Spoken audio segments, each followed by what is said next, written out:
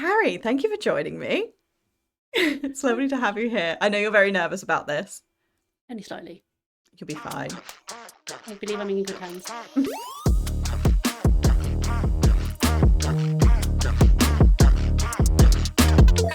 So, Carrie, you are the owner of one of my favourite businesses just because it involves food.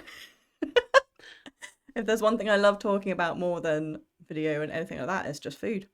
I mean, I get it. Understood. Quite often it's that whole, oh, are you a chef? Yeah. Well, it's a short, fat kid always eating. No. That's it. I feel like that's the thing. It's like they say that you'll never work a day in your life if you do something you love. I love food. Who doesn't? Because I know, so we've spoken a bit before. We've got a very common ground of both being Southerners who have somehow found themselves in the Midlands after believing it doesn't exist. Like, to me, anything above Oxford was considered north. Absolutely. Yeah.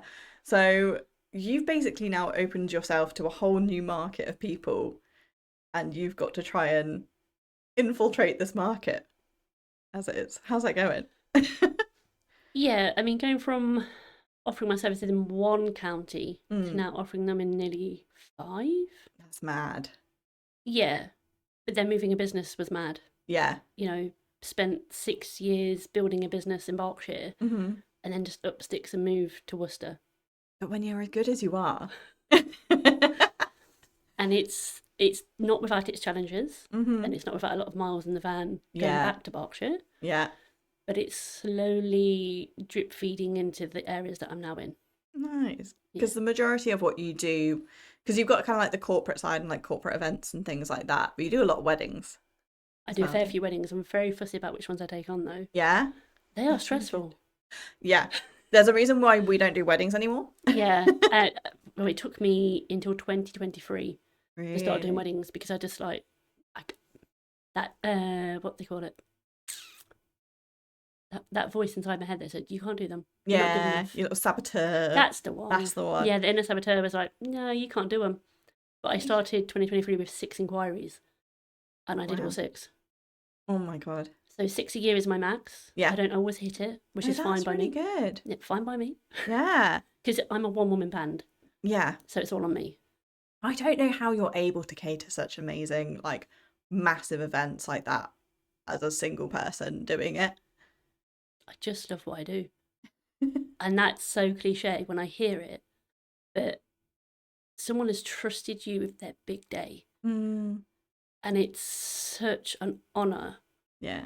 That you want to hit it out the park. Yeah. Like, no detail, too tiny. Yeah. I remember one wedding, it was my favourite one, my biggest one. Mm. And I left tissues on the mother of the bride's table setting. Oh. I, remembered that the bride's favourite drink was rosé. Yes. So that was chilled for her and brought out, especially for her, when they all sat down. That's so sweet. All those little things, and it's those that matter and make the difference. I think it's because it's the one day, like, having now done a wedding, it was the only time in my, because I'm a massive people pleaser.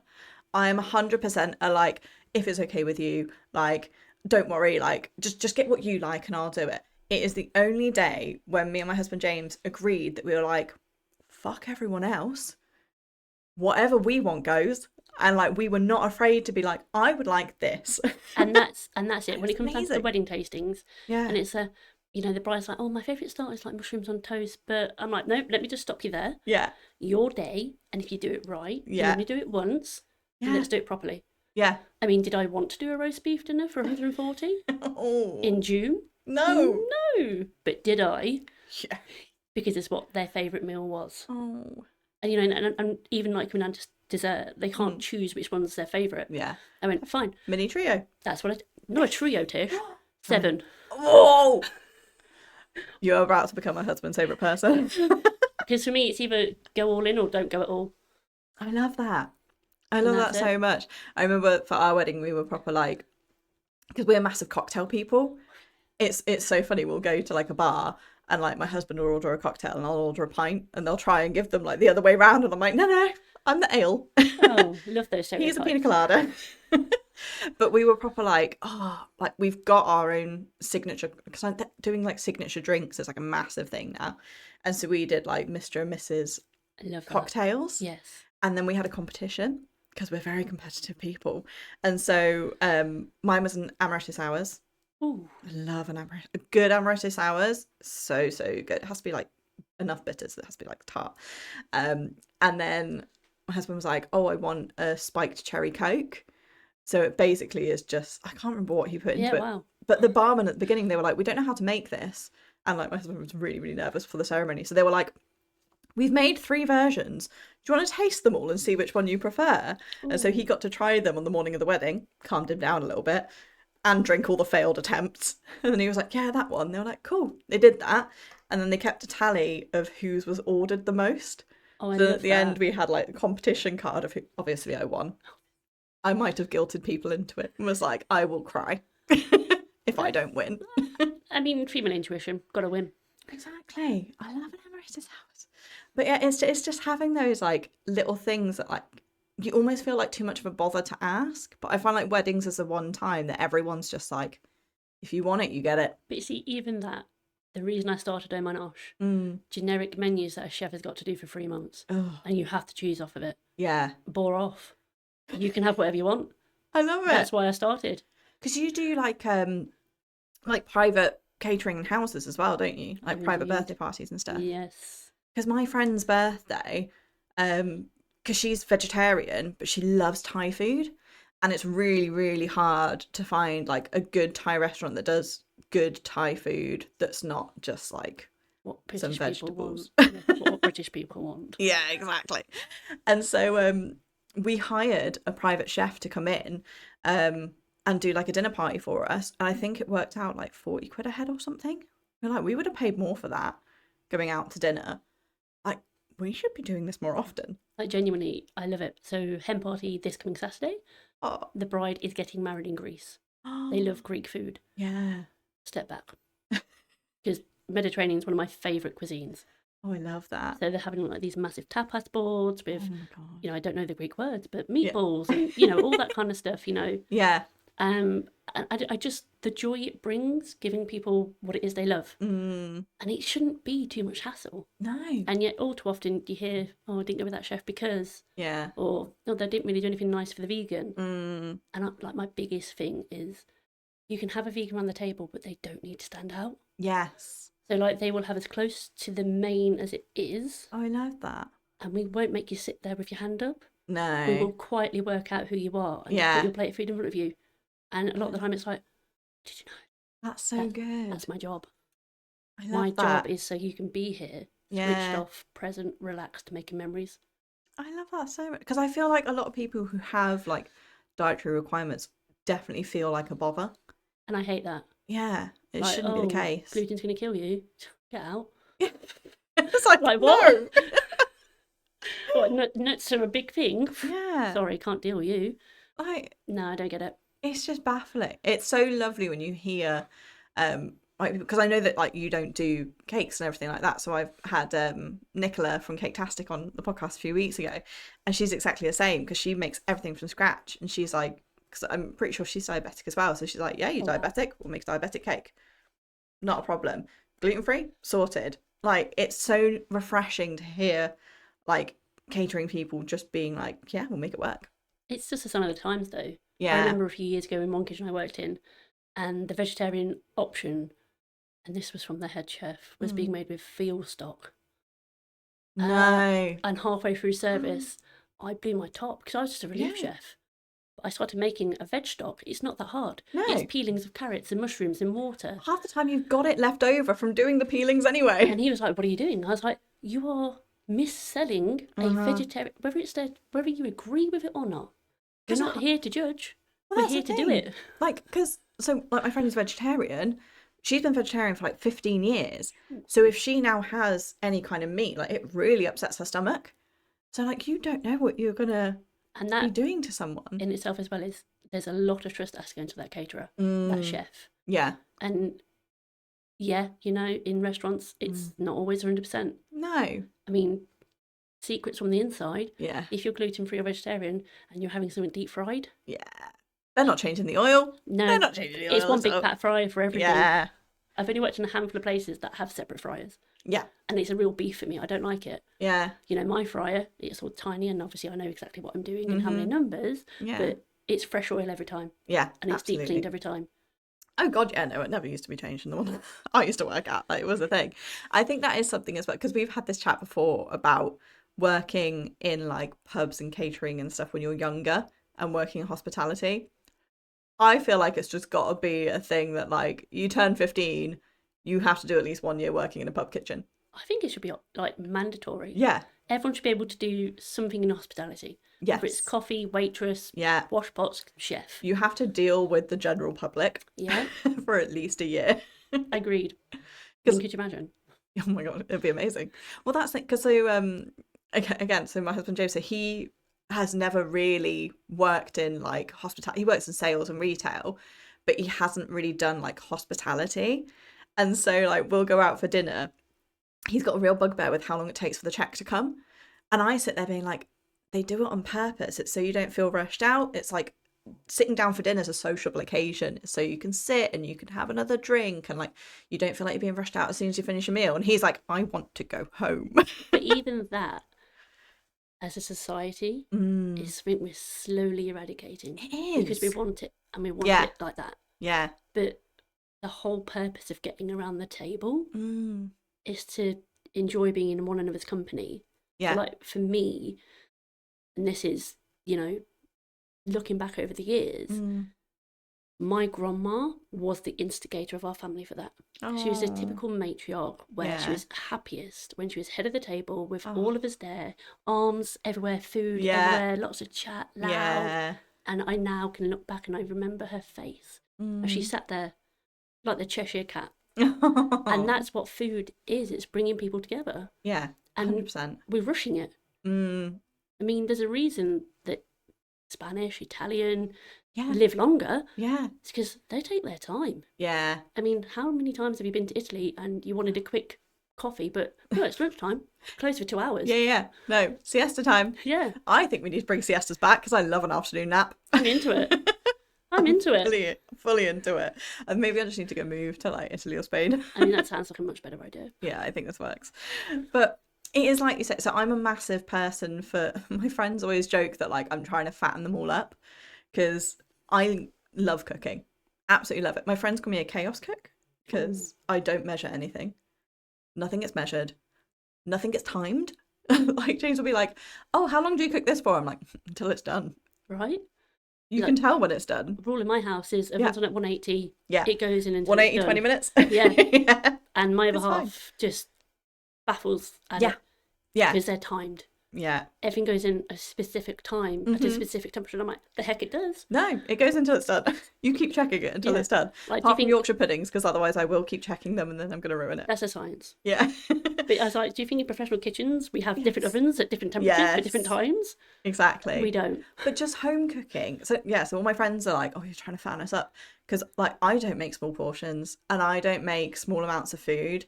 If someone's coming around for dinner, like, so we have a board game night with one of our friends once a month because we're like, we never see each other. You literally live 5 minutes down the road. So they come around on like the first Saturday of every month. We do board game night and I make dinner and they're always like, oh, we can just chuck a pizza. And like some days we do just chuck a pizza in. But I'm like, no, I'm making a full lasagna. Or like we have a recipe in our house called sexy chicken pasta because it is just that good. I'm into it. I mean, amazing. Food is sexy. It's so, food is sexy. I said what I said. And so all my friends are just like, what? Do you not get like bored of cooking? Like it takes so much time. And I'm like, when I'm in the kitchen, everything shuts. I'll have a little podcast on. I'll have some music going. I'll have a little glass of wine. Like that is my little. That's it. Block everything else out. It's methodical. I know what's going in. It's never tasted bad. But like we'll just use everything that's in the fridge. I suppose I love it. I mean, I don't struggle because those people pay my bills. Yeah. But those people that just don't get a joy from cooking. No. Like for me, it's just like an orchestra. It's a symphony. All these different ingredients going in, and it's like the scene from Ratatouille. Yeah, like literally. They've got it right. Sometimes I'm like, yeah, that can go in there. Yeah, that can go in. Yeah. Okay, I don't measure it. No, you're right. But I mean, I've been in the industry a long time. Yeah. I've not seen it all. No. And that's the beauty of being a chef. Yeah. Is I can never know everything. No. You know, my rule of thumb is unless I've been to that country and eaten that food from that country, Mm, I'm not going to do it for you. no. And if Oh, I like am, that. my passion rule is I love Asian food, Yeah. so you'll get a discount Yeah. because it's just me playing around. But Italian, Come Greek, to my house. Spanish, I love all that. Yeah. But it's just a way to just switch off. And Mm, if I'm not in the kitchen cooking, yeah. I'm either reading about it, Really? doom scrolling on social Yeah. media about it, or I'm just Yeah. obviously deep in the throes of Great British Menu right now, Oh, I love Great British Menu. right? I Right, love it. the We way- don't watch the current seasons. We'll just go back and watch old ones. So I am that person also, and Oh, I'm currently rewatching season 8 when we're doing Olympics from 2012. yes. But I'm also watching it alongside the latest, and I'm like, God, we've come a long way. It's such a good show. It's such a good show because it also like incorporates the theatre aspect. Yeah. And that's what I love. Is like, have you seen Le Petit Chef? I haven't. Like, I really want to go. I really want to go because it's like they project onto your plate this little character, animated character making your dish, and it's like a little like theatre thing, and then they put it in front of you and it looks the same. I'm like, that's I mean, amazing. What do you mean? Like Heston was just ahead of his time. Yeah. But for me, the biggest thing I want to try is dining in the dark. Yes. Oh my God. Yes, I do want to do that. Yeah, there's just so much fun to be had in blindfolding people or putting like a Yeah. swimming. A little nose clip thing. Yeah. Yeah. Because they're like, surely their senses aren't involved in cooking, and I'm like, there's a All of reason them I'm are. doing this. Yeah. I think that people who see, because Josh is like this, so Josh would quite happily, he just sees food as sustenance Yeah. and like calorie intake, calorie outtake. He just wants to have enough calories in his body so he can go run like a 10K and then come back. That doesn't sound like a way to live. I know. Whereas I'm like food and theatre and of two entirely intertwined things, or should be, because both of them are so emotive. Yeah. Like, there's a reason why so many people, and I'm one of those people, are like emotional eaters. Like, if something's gone bad in my day, like, honestly, you cheered me right up. I was having a right morning and you bought me a brownie, and I was like, everything's good in the world. And Why was I so sad? And through that, I was an emotional eater, Yeah. and I still find myself slipping every so often. Yeah. You know, sort of 10 years ago, I was 14 stone nearly. Yeah. And it's finding other outlets for your passion that isn't just Yes. putting it in your body. Yeah. And now it's just so joyful. Mm. You know, I am a theatre kid. I love musical theatre. We love theatre. And I love that for me, those two worlds, like you've said, are Yeah. so intertwined. They're so similar. 100%. And I just, okay, get it. There are people that just, calories in, calories out. Mm. But you still enjoy going out to eat. Yeah. And there's It's a reason social for that. occasion. Food is not, it's emotive. It's memory. Yes. It's joy. Mhm. You know, you don't go out to eat when you're sad. No. I mean, the last thing I want to do at funerals is eat. Yeah. I mean, I do. Yeah, but it's always like the odd sausage roll here and Yeah. there, and then You you're know, like, probably "Oh." else a sandwich to my grandma. Yeah. But it's not a joyful thing in those occasions. No. But I mean, I don't want to be there. No. So it brings people together. Yeah. And for Absolutely. me, it's that laughter around the dinner table. Oh yeah. You've done your job. Yeah. Or silence. Yes. I mean, that's either good or bad. Yeah. Well, it is so funny whenever Bated you breath. like go out and it's like everyone's chatting and the food gets delivered and it's like pin drop. But imagine being the chef in the corner of that kitchen Oh, when the silence and you're you're like, like, is this good? Is this bad? oh, it's good, it's good. Oh, nailed It's it. what the best person I've told. So Jack, our editor, he needs to start becoming like a food YouTuber or something because it's so funny. We'll go out to like eat. So the cafe in our village, #nom, does the best toasties I've ever had in my life. Yeah. Leek and cheese toasties, All in for that. but like it's covered in butter. You know it's not good for you But it's at all. elixir of life. Oh my God, it's so good. And we went the other day and like the second Jack takes a bite of anything, it's like, oh my God. It's like he's so like loud about it and emotive about it. And it just really makes me chuckle. But that is what food does. Like it can make or break your day. Agreed. I mean, Completely. absolutely agreed. I mean, Yeah. I made Cajun chicken rigatoni last night. Oh, Um, that sounds good. and it's just so stupid because it's Cajun, it's chicken, and it's bitter cream and some pasta. Yeah. But it's just You know, it's hearty. yeah, It's warm. yeah, and just being able to feed my niece as well, because Mm. very irregular that she's at my house. Yeah. Just joyful. Yeah, that's my thing. Is like I think the reason why I make such big portions is because I'm always prepared for someone to drop around at the last minute. Yeah. I'm like, I wouldn't want so Josh, for example, is at my house quite often because we're friends outside of work as well. And like some days he'll be doing some DIY on my house and I'll be like, oh, do you want to stay for dinner? And he's like, yeah, all right. And I'm like, good thing I've made enough. Yeah, sure, here's some lasagna. There you go. But like I want to be able to have that option available for everyone. Yeah. But so how did you, because you obviously probably had a love of cooking from very young. Yeah. Yeah. How do you then decide that's career? So always in the kitchen with my grandma. So Yeah. grandma heavily influenced my life. Mm. As who I am, what I am. Yeah. And watching her have that joy for cooking for her family, I wanted a part of that. And I remember, and she called them junk shops. We went charity shopping. And there was this 1970s children's cookbook. I must have been about 8 or 9, and she brought it for me. And that was it. Really? Yeah, so look, leave me in the low with my ingredients. And I used to listen to ABC. Oh. And so the emotion, just listening to ABC now takes me right back. And so continued with the joy for cooking. And it's one of those things that frustrates me when it comes to the school system. We don't talk about crafts with our hands or careers. Yeah. And so heavily on you've got to do better. I wasn't academic. No matter how hard I tried, I would be the person crying over coursework. I wanted to be academic. Yeah. I wanted to be a teacher. And I flunked. I left school with a GCSE in English literature, English language, and French. Okay. I mean, you love French food. I mean, I do. And so I became this depressed 17-year-old who left college because I didn't want my MVQ in health and social care because my career's counsellor said, be a nurse. I feel like it's always like be a nurse or be a teacher. Yeah. So I was just one day up my ladder counting my laundry at this catering company I was just a dishwasher for. Yeah.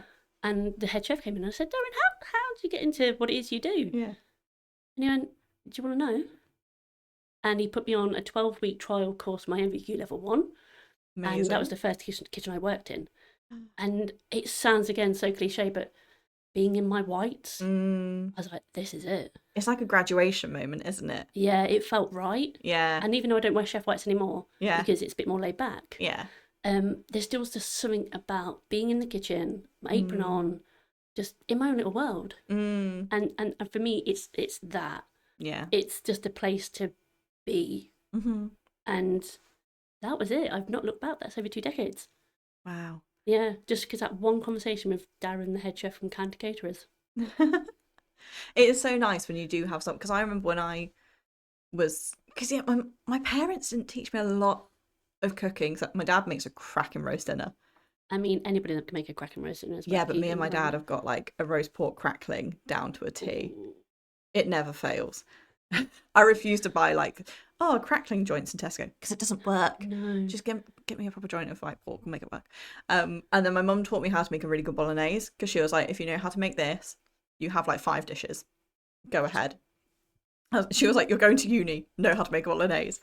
But the people that were teaching me the most technical things was, again, I was working in a pub as like a pot wash, and like, because when you grew up in our village, that's what you did. You work in the pub when you're a teenager.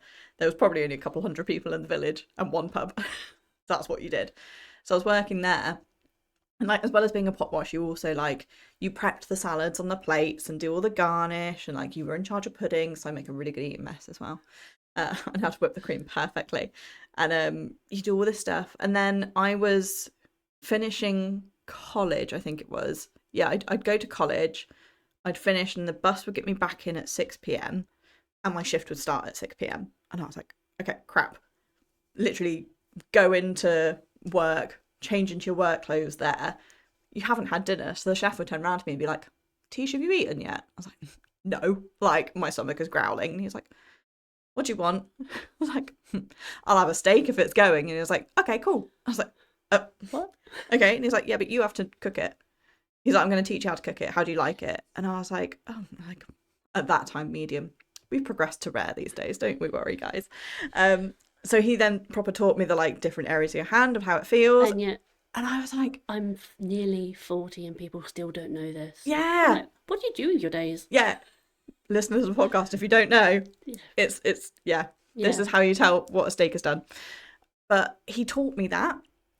And I was there going, oh, well, this makes sense. And then like the next day he'd be like, oh yeah, if you're doing this, you do this. And I was like, oh, this is how you know. It's these people actually taking the time to pass it on to you.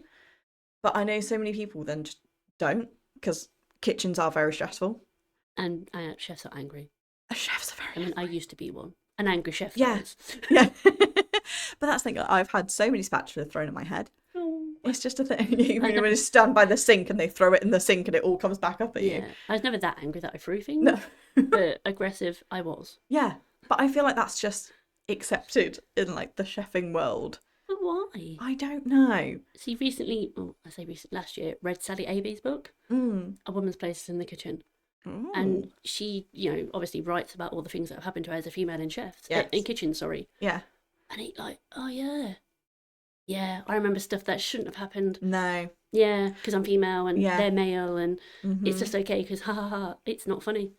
I feel like there are certain industries where it is very much like that specific industry is about 10 years behind everyone else. Yeah.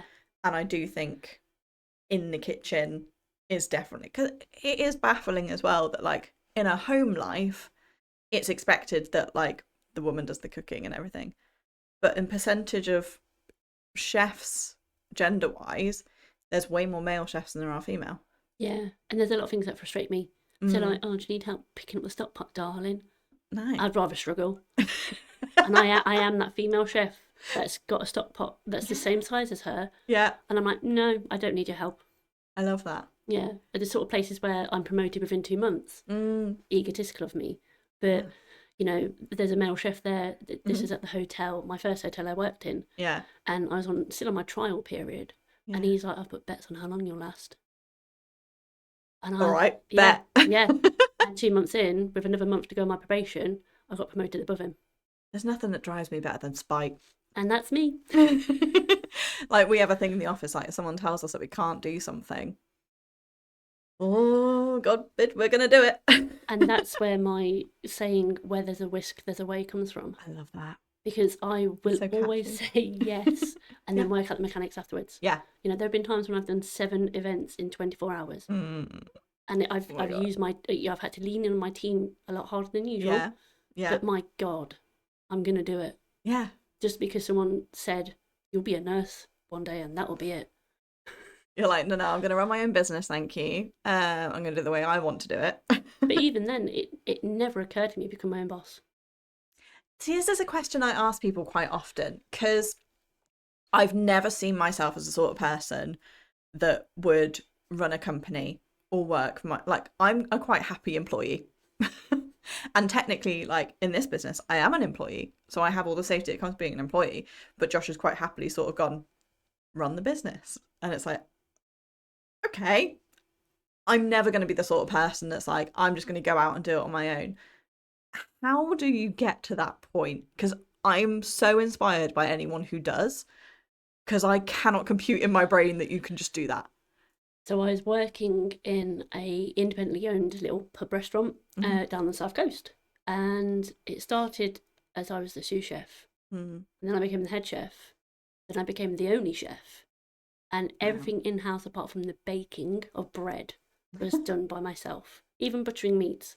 Oh my goodness. And it went from 5 days a week to 6 days a week.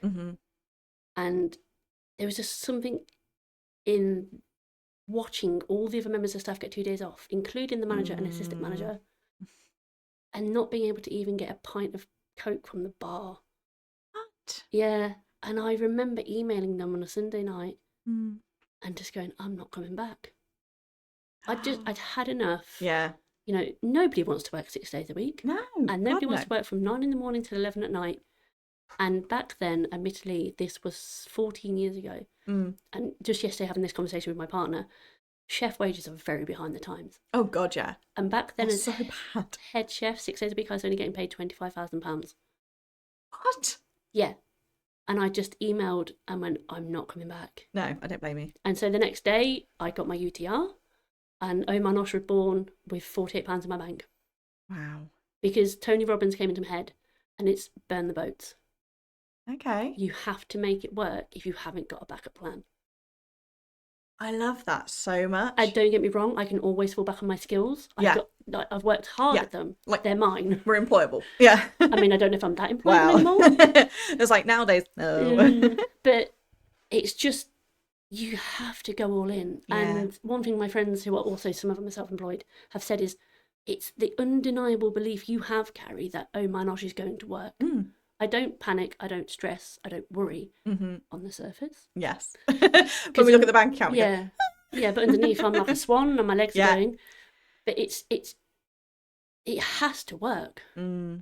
Because I'm 8.5 years in now. And I went to a networking meeting many years ago, and it was the accountant that stood up and said a statistic about how many businesses last 5 years. Yes. And then how many businesses last 10 years. Yeah, it's crazy, isn't it? I've honed in on that. Yeah. I am going to beat the odds. Yeah. I got to 5 years. Brilliant. I'm now 18 months out from 10 years. And don't get me wrong, things right now are hard. Yeah. In the world. I feel like small businesses at the moment, no one's really talking about it, but we're all very much a little bit panicking. Yeah, there's a lot going on that no one's talking about. And it's great that, you can go and get your McDonald's for cheap. Hey, who doesn't have McDonald's occasionally? Yeah. I've had one this week. It was convenience. But yeah, there's a lot going on behind the scenes that, and don't get me wrong, I'm all for minimum wage rising. Yeah, 100%. But as a business owner... Minimum wage, national insurance increase. We had that conversation. We were like, well, we were potentially looking at bringing on an apprentice in like the next 2 years. That's now turned to the next 3 to 5. Yeah. Because it doesn't, hard. It doesn't cost the employer $12.21 to have you in their business for an hour. Yeah. It costs them near 20 because we also have to have insurance to employ you. And for me as a caterer, I've got public liability insurance, employment liability insurance, and I have to pay extra to carry gas in my van. Yeah. But without the gas, I can't bring Bear for my barbecue, which means I haven't got an outdoor kitchen. I love that she's got a name. I mean, she's the BBB, Big Bad Bertha. This so much. And again, it's just another characteristic that I get to be as silly as I like being my own boss. Well, we had this conversation, didn't we? Like, what's the point of having a company if you can't inject some personality into it? Absolutely. I mean, very much when it comes to weddings, people know that I'm going to put my Crocs on now. Yeah. Like the hard bit's over. Yeah. We're just clearing glasses. It's the evening. I'm going to go croc on. Croc on. Croc on. I love that. That needs to become a saying. To be fair, at my wedding, it was like a F1 pit stop. I was determined that I was going to get after the first dance before I put my slippers on. The second I got off the dance floor, my bridesmaids were there. There was one on each side. They were taking the shoes off, putting the slippers on, and shoving me back out on the dance floor with a drink in my hand. I was like, this is impressive. Because brides are so consumed with how they look. Yeah. And I'm going to be really blunt. No one cares. No, you look beautiful. Yeah. Regardless. You're in a big white dress. Yeah. But you are with your friends, your loved ones, and they know you better than anyone. Care. I mean, if I was to get married, flip-flops or Crocs. Yeah. I don't care. 100%. I mean, I don't really care what I wear. Comfy. Just be comfy, that's it. Yeah. Life is too short to worry about the opinions of people that don't pay your bills. I said what I said. I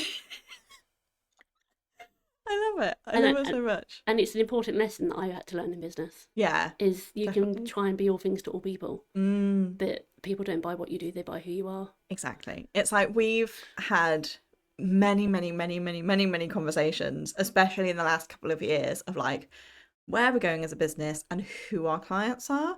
And so we've done a lot of the culture of our business is made up by the three of us. It's because for ages we were looking at it as like, who is like Middlebrook Productions? And then we had to strip back and we were like, who is Tish? Who is Jack? Who is Josh? What in the middle merges? And we were like, it's just that we're all really nerdy. Like, we're all really nerdy. We all love what we do. And we all just want to have a giggle. And we want to have fun.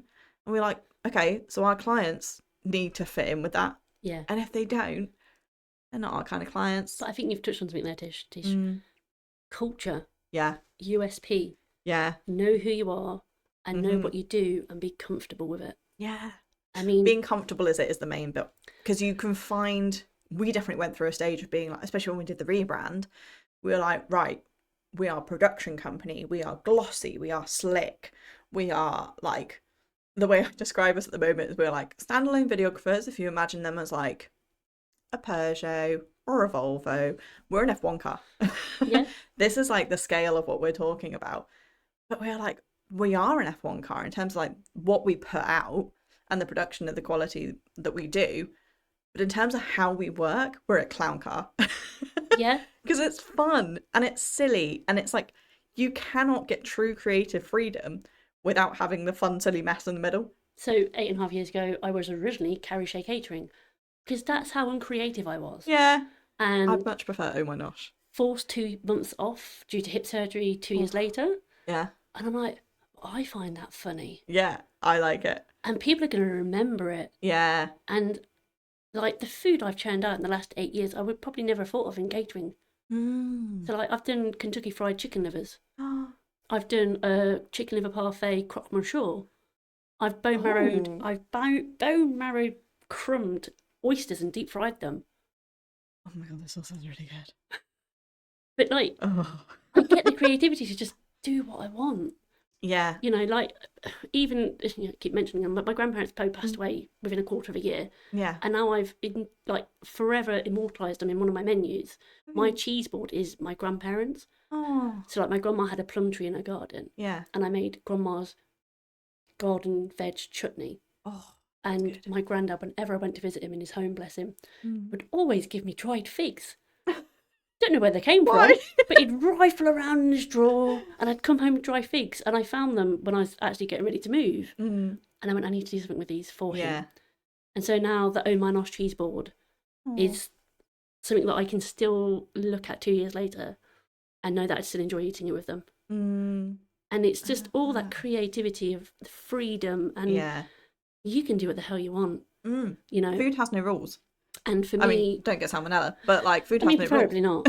But it's just all when you take away the limits, the rules, like anything's possible. And I just I look at some dishes I plate up even now, and it sounds so full of myself. But I'm like, you're allowed to. I was not this person 10 years ago. You know, I wasn't this person 10 years ago. And it's, you know, why regulars come back. Love them. And it's what makes me strive to keep bringing people into the fold. Yeah. You know, food is fun. It's enjoyable. Yeah. Let's just get back to that. Yeah. It's like you can have all the like calorie balance and all the nutrition balance, but like that doesn't mean the end product has to be boring. And that's it. I mean, I have become, excuse me, a tweezer twat. Because no, you haven't. Because I did a potato crisp. So I mashed potato in my dehydrator. Oh yeah. Black garlic, Caesar dressing, and then my micro herbs. Because I did a lamb I did a lamb Caesar salad as the main course. It wasn't a salad. To your house. Yeah, it wasn't a salad at any cost. Oh my goodness. But it had all the elements. And it sounds so good. I'm like salivating. Pure tweet. I always said I never wanted to be a tweezer twat. Yeah, but it just looks so pretty. And now my friends are those people that send me that meme that's like, you know, are you really a chef if you don't have tattoos on your arms and tweezers? Oh, yeah. That's me.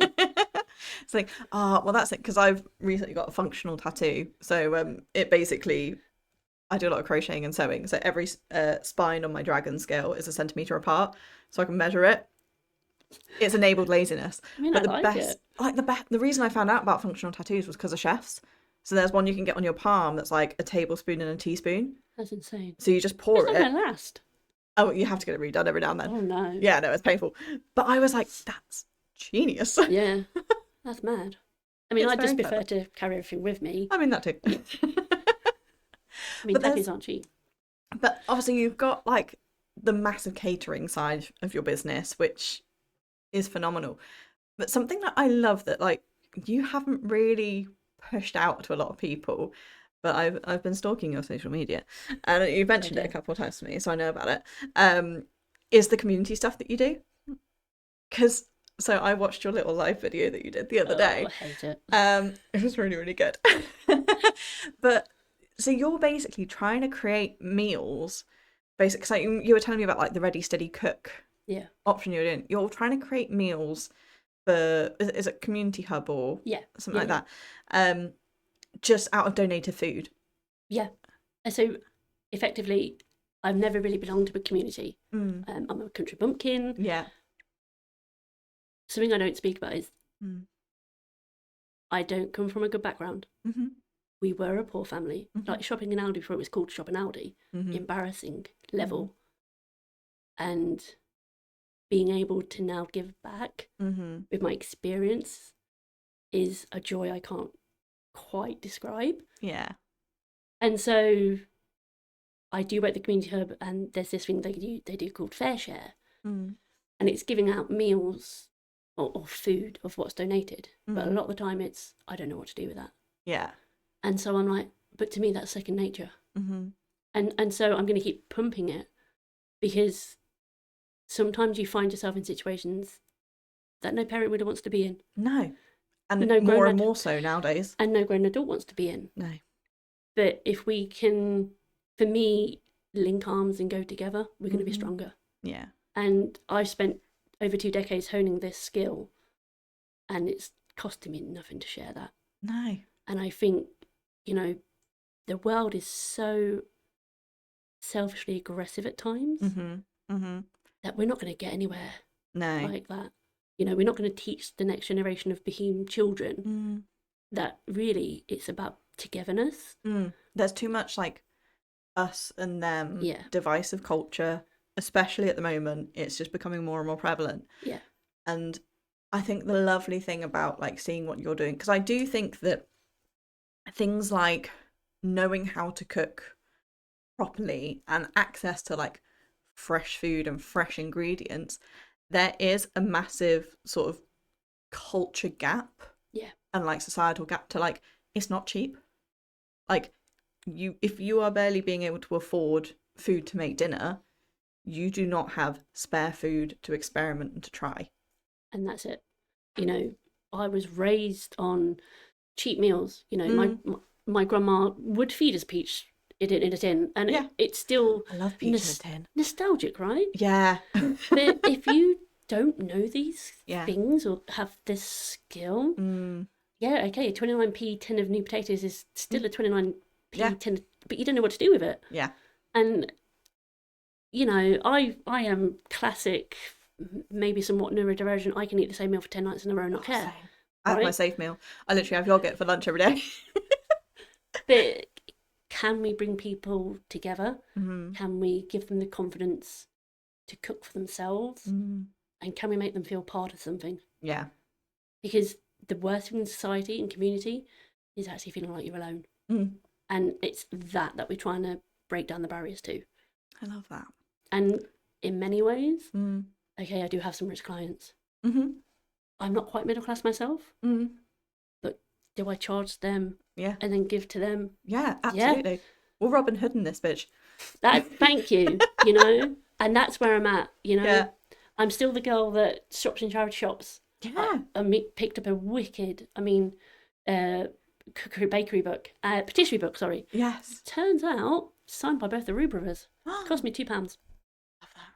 So I am absolutely Robin Hood in this bitch. I love that. That's going to be your new tagline now. I feel like that is something that, as small businesses, like it's really hard when you grow more successful.